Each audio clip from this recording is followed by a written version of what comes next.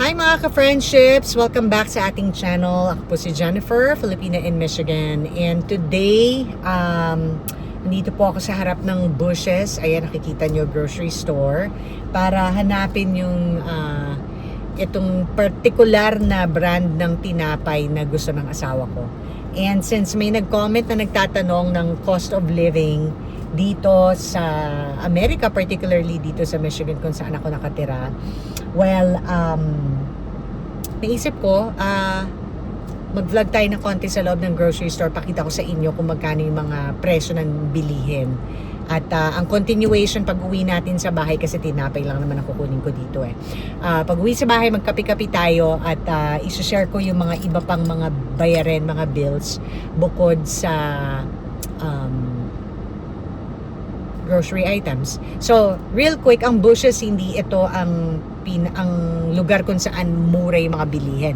Hindi naman siya super expensive like yung mga higher end talaga like Whole Foods, or meron tinatawag dito na plum market na mahal talaga yung mga tinda dito, doon mga high end grocery stores. Ito, medyo nasa gitna kasi meron pang mas mura. Yun yung mga Kroger, Meijer. But anyway, I'm just getting bread dito. So, it's fine. Pero I prefer to go to Meijer or Kroger sa pagdating sa mga smaller grocery stores. And of course, we also go to Costco and Sam's Club. Yun yung mga malalaking warehouse store. So, anyway, tayo pumasok na sa grocery store at tignan natin kung magkano ang mga bilihin. Presyo ng mga bilihin. Yan, kung makikita nyo, meron pang Starbucks sa loob ng grocery store na to. Makikita nyo medyo may pagka semi-high-end siya. So they sell sushi in here.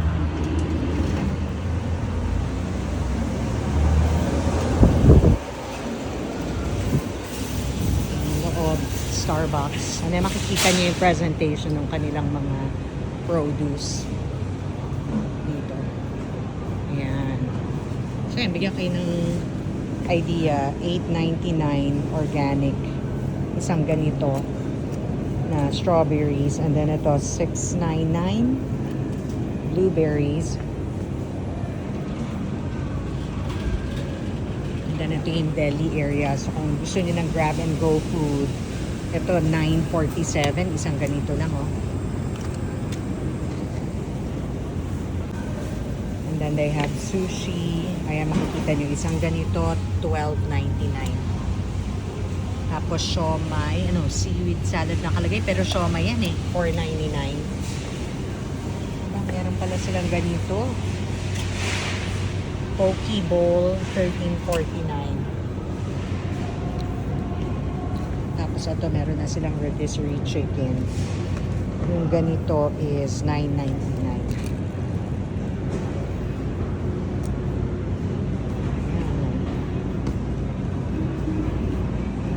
Naman yung mga cheeses. Nakita nyo, dami, no? Daming mga keso. Let's see. Ito, may nakalagay dito $26 per pound.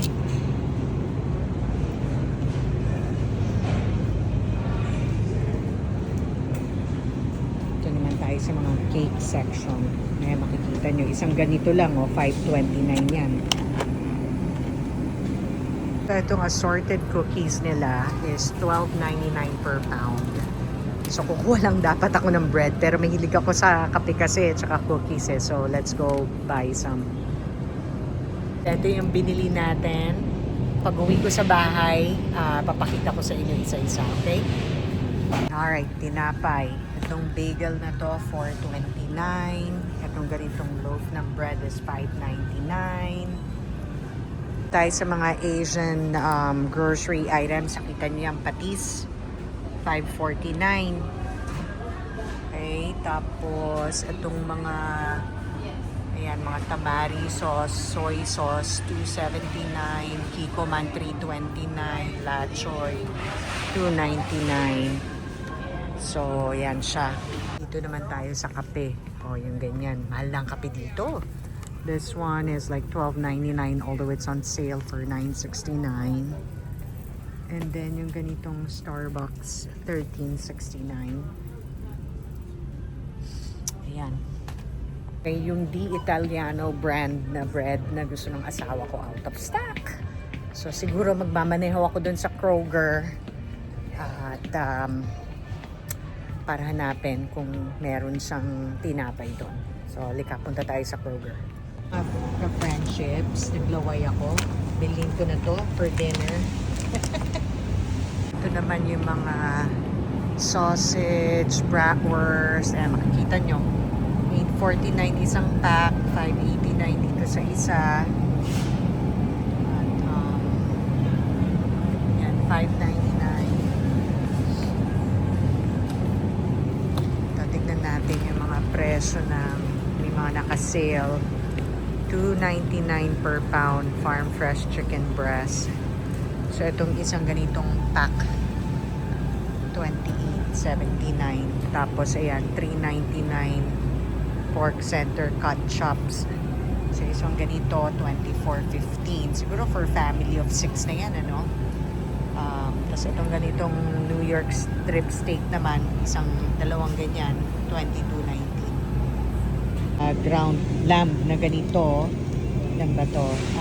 92.92 pound, $12.87. Itong ground lamb. Tapos, ito, $5 ground turkey.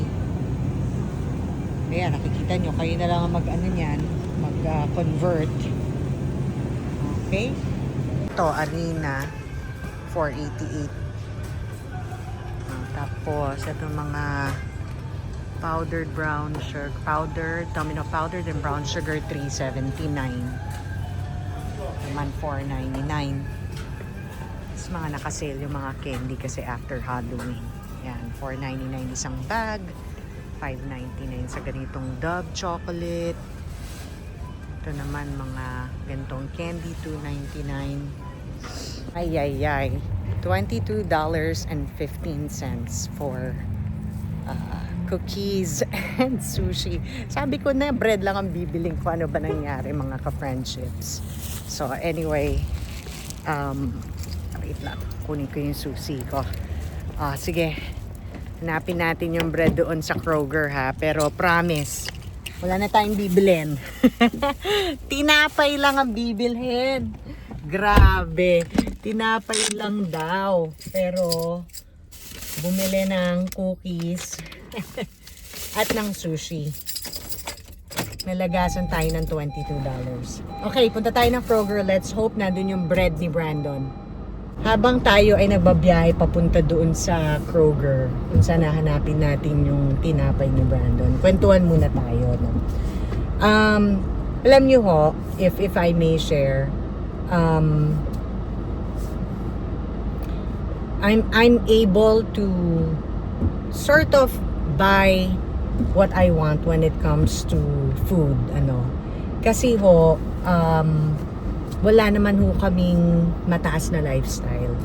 So, one of these days, ikikwento ko sa inyo kung paano ho kami nabuhay ng simple that led us to becoming debt-free, no?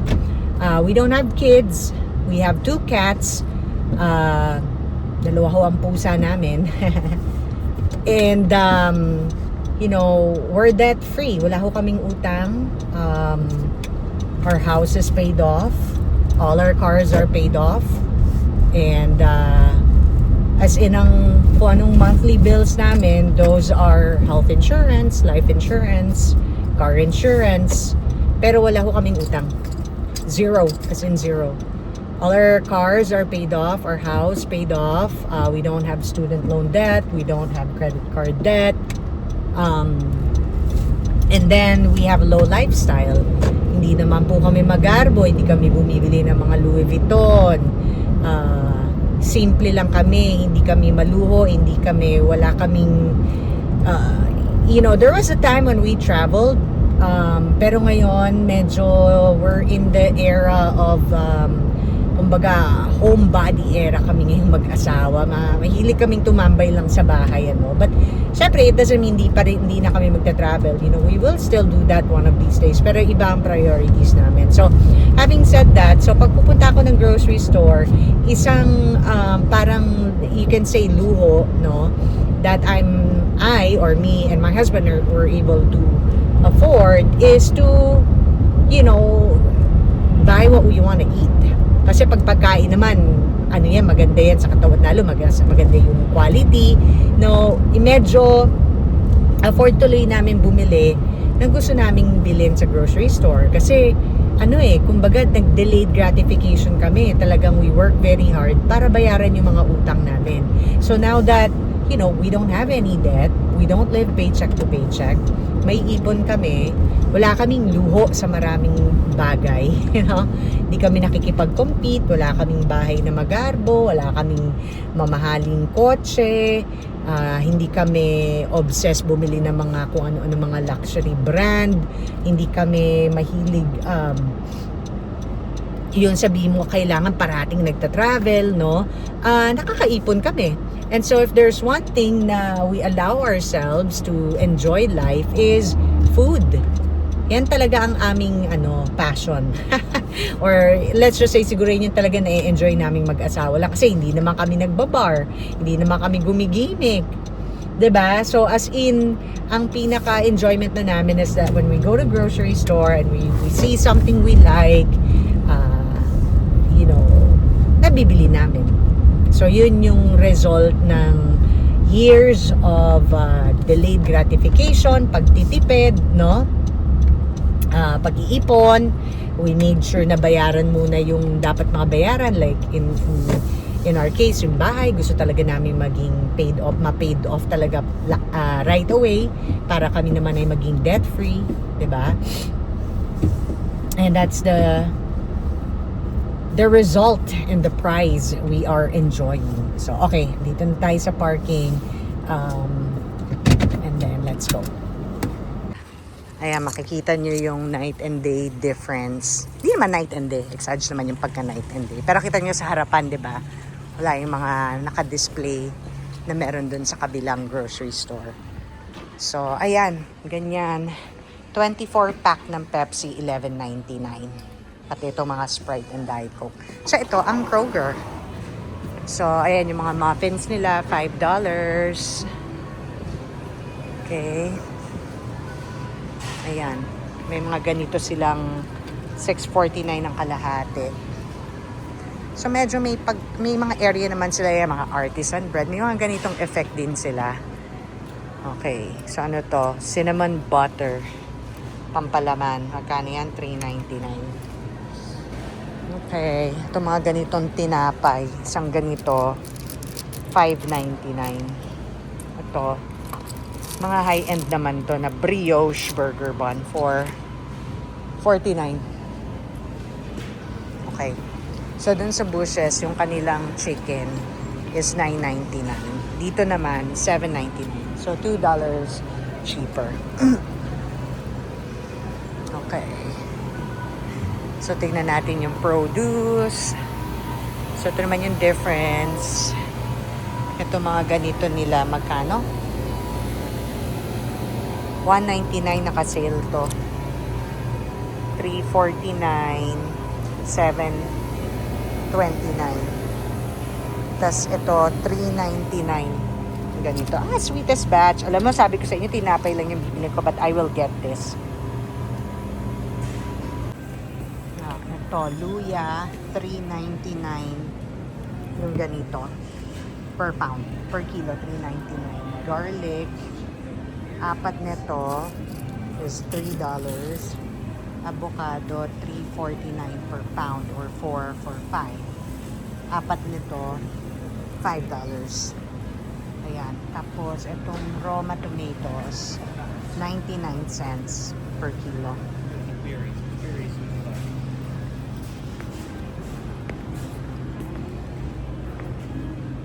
Then, yung ganitong patatas, apat nito, $5.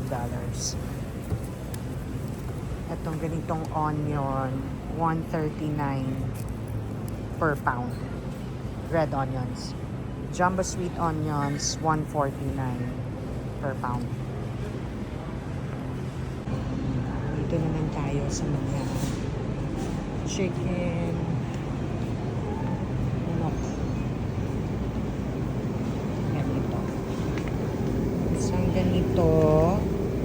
pound. This is $5.99.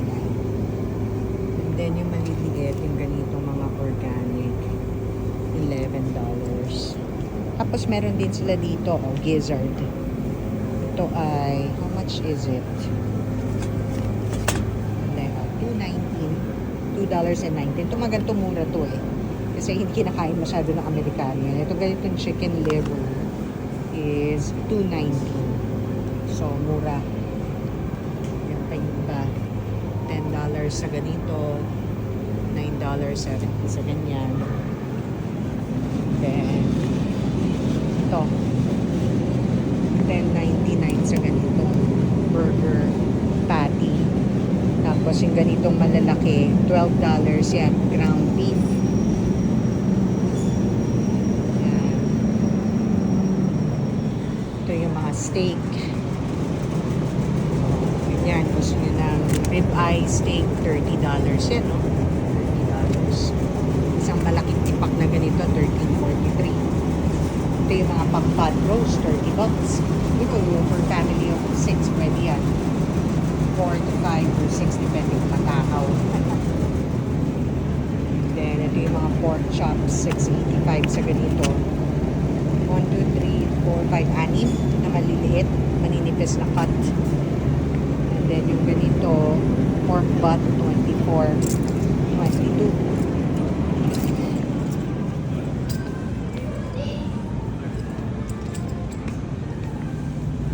Fortunately, wala out of stock din. Alam nyo, it's nothing special. To me, it's nothing special. Pero baka sa mga Amerikano, big deal sa kanila. Kasi, out of stock. Yeah. Wait lang. Out of stock yung bread. It's just a white bread. It's like a simple white Italian bread.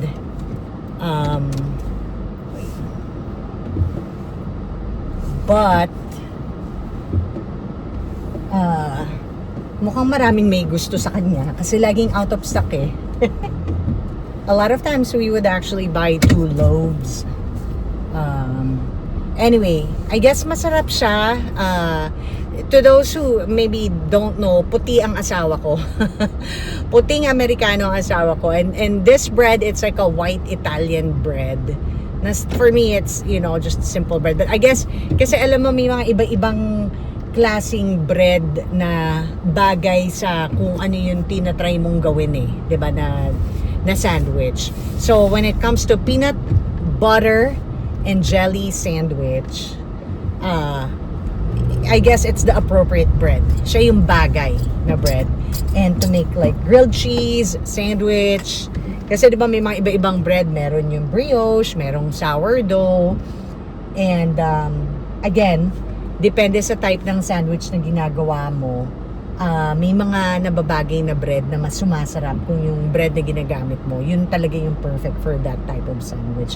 So, sorry na lang, Brandon. Ito, nag-spend pa ako ng another 30-40 minutes kakahanap ng bread mo. But I was gonna grab yung sweetest batch na blueberries.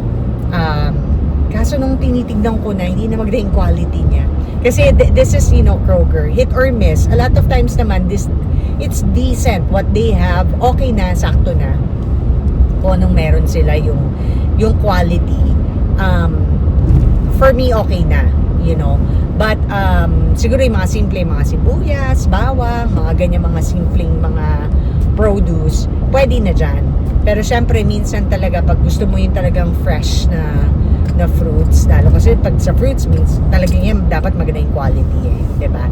So, yung mga places like Bush's, you will pay more pero guaranteed yung freshness.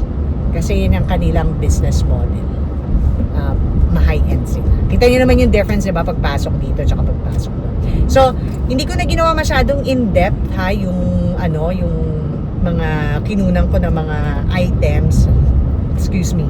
Kasi pag tatagal na yung vlog natin, di ba? Anyway, ginagabi na tayo. Alam nyo, 5:11 pa lang dito. Pero nag-change na kami ng oras. Kasi ganito dito sa sa Amerika. May tinatawag na daylight savings time. So, I think nag-move forward ata kami. Nagugulan ako eh. So, kung nag-move forward ba kami? Ay, hindi, nag-backwards kami. Oo, nag-backwards kami. Backwards ba? Oo, nag-backwards kami. So, anyway, sorry. So, it's only 5:12 p.m. But for November, pa-winter na, no? Ganito madilim na. Ito ang itsura ng 5:12 p.m. Pero pag summer naman, mag-aalas 9 na, maliwanag pa. Anyway. So, ayun. Sige, guys, continue natin pagdating ko sa bahay. We're home. At ito, meron tayong Amazon packages. Mag-unboxing tayo. Isa sa anak ko. Hi, Dorito! So, bale, inampon namin yan, tsaka yung kapatid niya. Wait lang ha. And si Cheeto! Kaya yung pangalan nila, Cheeto and Dorito. Kasi pareha silang orange. Ayan, ito yung dalawa kong anak. Ito si Dorito, babae. Ito si Cheeto, lalaki. Alright guys, nandito na tayo sa bahay. And ito yung mga cookies na binili ko. Pakita ko lang sa inyo. Sarap siya, assorted eh. May mga biscotti. Yan o, may lemon, Italian wedding cookie. So, unti-untiin yan. But I do have to say guys, medyo I've been bad lately with my so-called diet. There was a time that I would work out 3 to 4 times a week.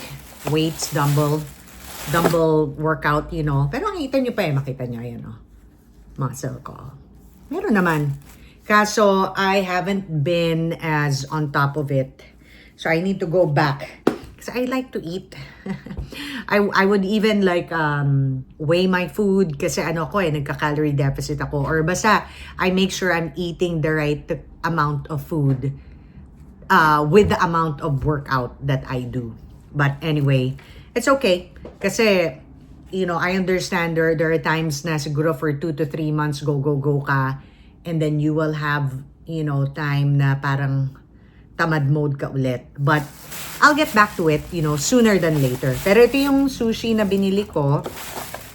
So, ayun. So, pag-usapan natin cost of living, no? So, ito, di ba? Parang $16 na to. Eh, kung ang minimum wage is $8, $9. So, you have to work 2 hours to buy this. Di ba? But, yun nga, you know, I'm able to do this kasi since I moved here in the US 20 years ago, nag-ano talaga ako, delayed gratification talaga. And actually, kahit naman to this day, guys, let's say sa work, nagbabaon ako. Hindi ako bumibili, hindi ako nagpapadeliver. Ako, kung minsan talaga wala akong na-prepare, mag-i-scrambled egg ako. Dalawang scrambled eggs, tapos tinapay, sandwich, that's it. That's all you need. I tell myself, all you need is, parang kung nagutom ka lang, kasi usually I have big breakfast, kanin, ulam. No? Tapos busy na ako sa hair salon yan. Tapos iniisip ko lang, kailangan mo lang naman ng something pag nagutom ka in between, kailangan mo lang to refuel eh. 'Di ba? Or minsan 2 boiled eggs. Tapos fruit. Ganun lang.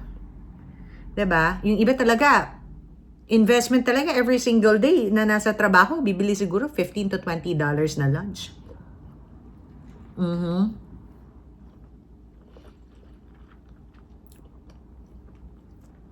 Sarap. Ba? At hindi ako nagsa-Starbucks. Thankfully, na-train ko yung sarili ko tsaka yung asawa ko na-train din niya yung sarili niya. Na black coffee lang. Oo.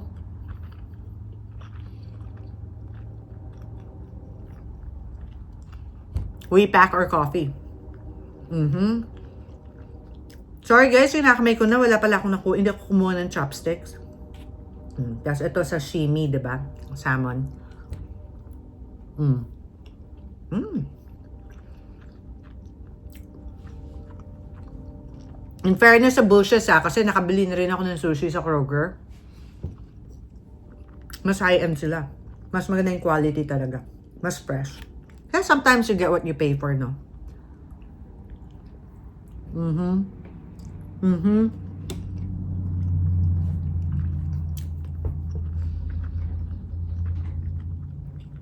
Gusto mo ng cheap? That's fine. Pero, you might not get the best quality. Kaya nga sabi sa inyo, okay ako sa Kroger pag mga ano lang. Bawang, sibuyas, kamatis. Mga canned goods. That's fine. Pero, actually, kahit yung mga package na ground beef, okay din sa akin yun. Mga organic chicken nila, pwede sa akin yun. But now I know, even sa sushi, mas maganda yung quality. So anyway, so nakita nyo na yung mga tinda sa ano, di ba? Presyo ng tindahan sa grocery store. Mahal na rin. Ayun yung kape, nagdoble. May isa kami binibili na malaking pack ng ground coffee. Mga 2 months ago to, sabi ng husband, tinan mo yung presyo, nag-double yan, i-check mo. Almost like $19. Sabi ko, oh nga, dati, this used to be like $7.50, $8. Grabe talaga nagdoble. Kahit dito sa Amerika, damang-dama ang inflation dito.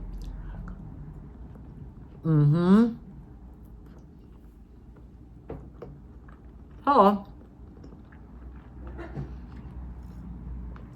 Doon sa nagtanong, cost of living, this won't be like as detailed. Siguro magpe-prepare ako ng presentation na mas detailed next time na. Pero, apartment. 1-bedroom apartment, average, mag-prepare ka na $1,500. 20 years ago when I moved here, makakahanap ka na 2-bedroom, 2-bath, around $550 or $600 a month. 2-bedroom, 2-bath with utilities. Cheeto, yung anak ko, yung lalaki na pusa. Makakanap ka dati mga around average na $600 for 2-bedroom, 2-bath with utilities. Yan yung mga isa sa mga cheaper apartments na makahanap. Ngayon, 1-bedroom, 1-bath, prepare ka 1.5. Yep. Ang mga 2-bedroom, 2-bath na rito, prepare ka ng 2,000. But, I will tell you this.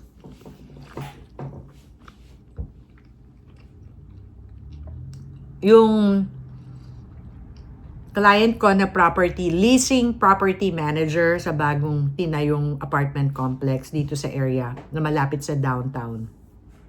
Brighton area yun. So marami mga restaurants. Ano naman talaga, kumbaga, it's a hopping place. Kasi yung apartment mo talagang walking distance, ang dami mga bars and restaurants. Ano. Prime area. In short.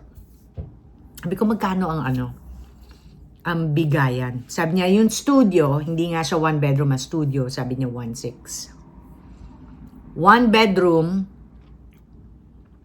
yung may actual lang 1-bedroom, 1-bath. Magkano ba niya sinabi? Mga nasa 1.9 yata. Ang 2-bedroom, 2-bath, 2,500. Tapos meron silang ilang units na 3-bedroom. Magkano naman yun? 3,300 a month. So kasi na yung nagre-renta nung gano'n. Sabi niya yung sobrang yaman. Yun yung mayayaman na mas less expensive sa kanila mag-rent ng apartment kesa bumili ng bahay. Kasi syempre pag bumili ka nga naman ng bahay, marami ng maintenance yan. Eh, syempre sa ganung level we're talking about those really rich people na hindi bibili ng mumurahing bahay. To them, ang idea ng bahay, milyon. So, sa kanila, I wanna have a spot in this area. So, if I'm here, I want this place. But I don't wanna buy a house because it's, much more to maintain and expensive than renting an apartment na 3-bedroom, 3-bath at tumataginting na $3,300 a month. Grabe, no?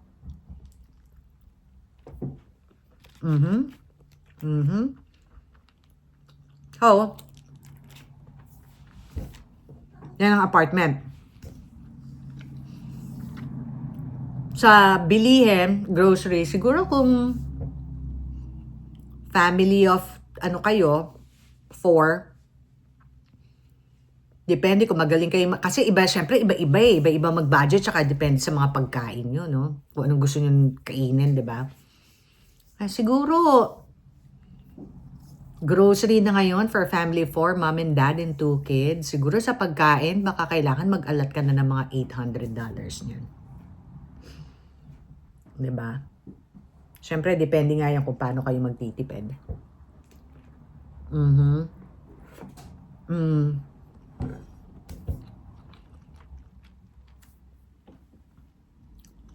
Gasolina ng kotse. Ako siguro on average, siguro mga nakaka $100 din ako a month. Conservative na yun. $100 a month siguro ako.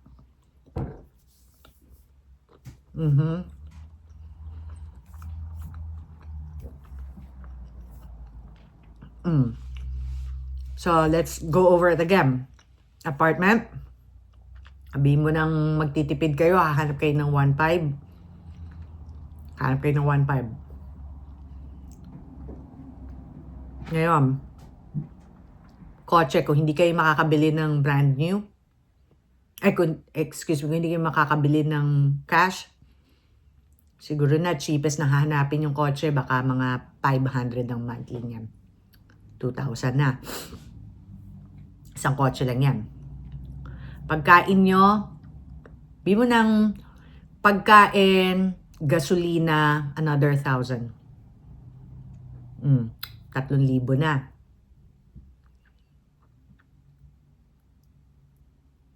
Ngayon, yung mga utilities nyo, sabihin mo ng tubig, kuryente, gas, trash pickup. Sama na natin yung mga cellphone bill. Sama na natin yung cable. No? Sabihin mo na internet, sabihin mo na that's another 1,000. Ano na, 4,000 na. Oh. Yan pa lang yan. Wala pa dyan yung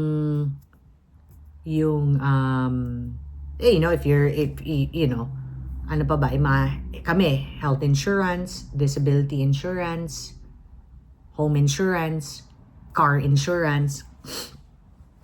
So, it's safe to say, ako sasabihin ko sa family of 4, yeah, you do need about $4,000. Ano yan? Conservative yan. Sa akin, yung magtitipid kayo, gusto nyo talaga eh. Kasi may mga emergency, hindi nyo masabi, biglang kailangan nyo ng bagong gulong. I don't know, need new glasses, new contact lenses. Syempre, here and there, bibili ka ng sapatos, bibili kayo ng winter coat, diba? Tapos kung gusto nyo naman kumain sa labas paminsan-minsan.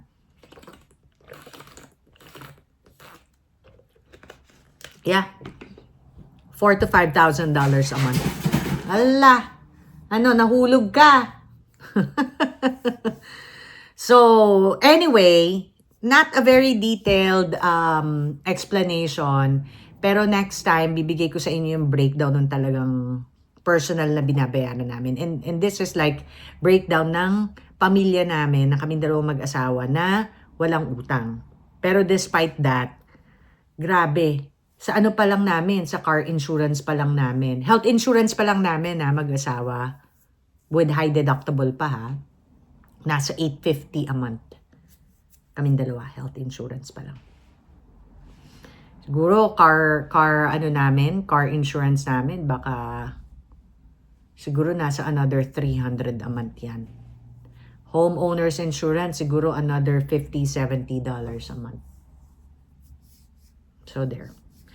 Alright guys, well medyo mahaba-haba na to. Nga pala, papakita ko sa inyo yung binili ko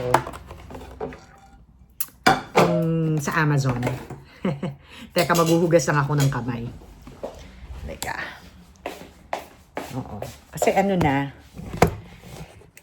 mag-aano na, diba? malamig na rito. So, I just needed a few items ng panlamig.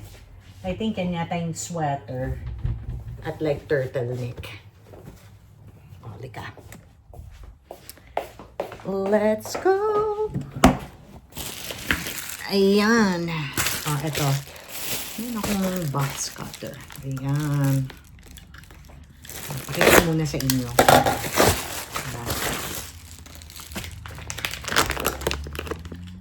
Alam mo, hindi ako masyado mahilig sa red eh.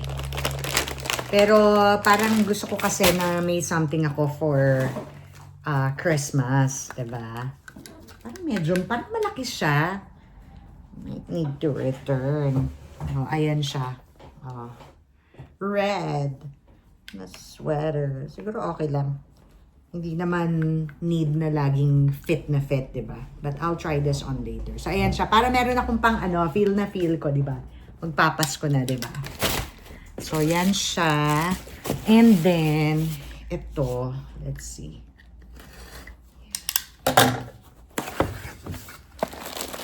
Set na to eh. Set of 3. Gusto ko to kasi versatile. Diba? Pwede sa skirt, pwede sa jeans. Ito, parang basic na turtleneck. So, meron tayong black. Another red one. Kalimutan ko, red din pala yung pinili ko dito. Okay lang. Wala ka masyadong red eh. Another red turtleneck. And then, I have a navy blue. So, yan. I'll spice it up with skirts, jeans, accessories. So, mag-ano tayo minsan. OOTD tayo. Alright guys, ayan na.